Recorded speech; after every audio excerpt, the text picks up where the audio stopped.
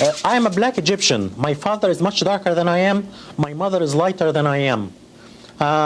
In Egypt, people are identified by the religion first, not the race. So in Egypt, if you are Christian, you are a minority person. But if you're black, you're not a minority person. You are a part of the mainstream society. And I came from this background. And in Egypt, you identify as Arab and as Muslim. And in this country, when I first came, I identified myself as Arab American and Muslim first. And gradually, I became to identify myself as black. I came to the U.S. in 1978. And I became a U.S. citizen in 1985. When I became a U.S. resident, I was told by the Immigration and Naturalization that I am white. And I told them that I'm black, and they said, no, in this country, you are white. All Arabs in this country, all Arab immigrants are white. I didn't pay much attention in the beginning to this, because in the Arab world, we identify with our ethnicity first as Arabs, and then with the race second as black or white or whatever. But in this country, you identify with your racial group first and then with your ethnicity second. Gradually, I became black first and Arab second.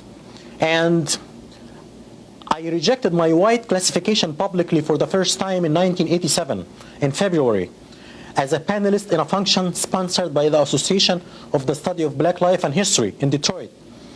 I said that I belong to two minority groups. I am Arab American and Black American, and I'm racially black and ethnically Egyptian. I was harassed by my employer right after that. I work for a white school district. The superintendent is white. All the associate superintendents are white, even though that we provide services to 30% black population. But the organization is white and the approach is very white. The attitude towards me changed completely after I went out publicly and rejected my white classification. One coworker came to me and told me, a white coworker came to me and told me right after the function that he met with the superintendent, and if I don't keep my mouth shut, my educational career is over. He said, you have nothing to do with these people, you have a history and a culture. These people came from the jungle, you have nothing to do with them. These people lie and steal. When I see one of them in my neighborhood, I call the police. And I was told by the director of general education, who is retired now, in '88, I was told by him that I get people angry when I say that I'm black Egyptian. If I just say that I'm Egyptian, I would get along. I have to add that I was denied promotion twice because I chose black classification. This is part of my 2 lawsuits against my employer, which are currently pending, 2 lawsuits. Now, just for the education of our viewership, why don't you share with us a breakdown of Egypt as it is today, insofar as blacks or combinations thereof of European descent and what have you?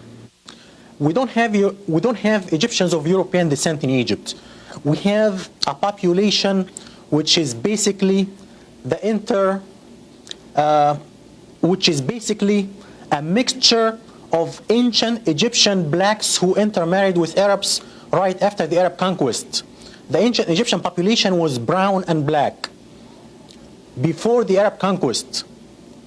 But before the Arab conquest came the Greeks. It was the ancient Egyptian population was in Egypt for thousands of years. The ancient Egyptian population was brown and black. And the Greeks came in 300 BC.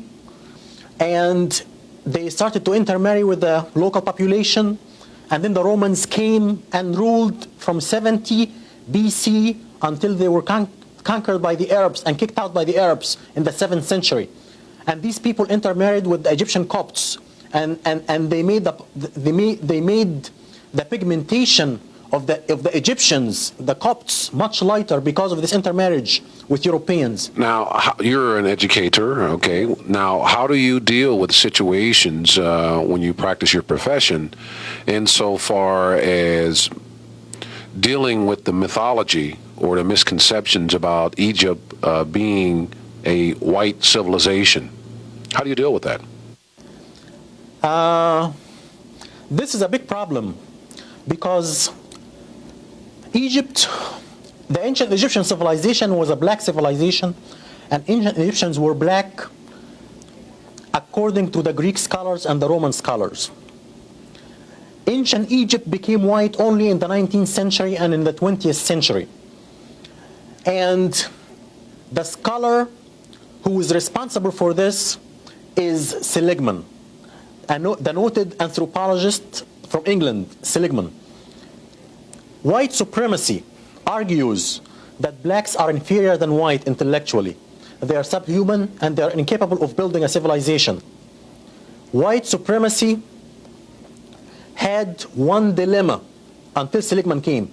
The dilemma was ancient Egypt was black according to the Greek and the Roman scholars. 10 of them said that, including Aristotle and Plato. 10 of them said that in writing.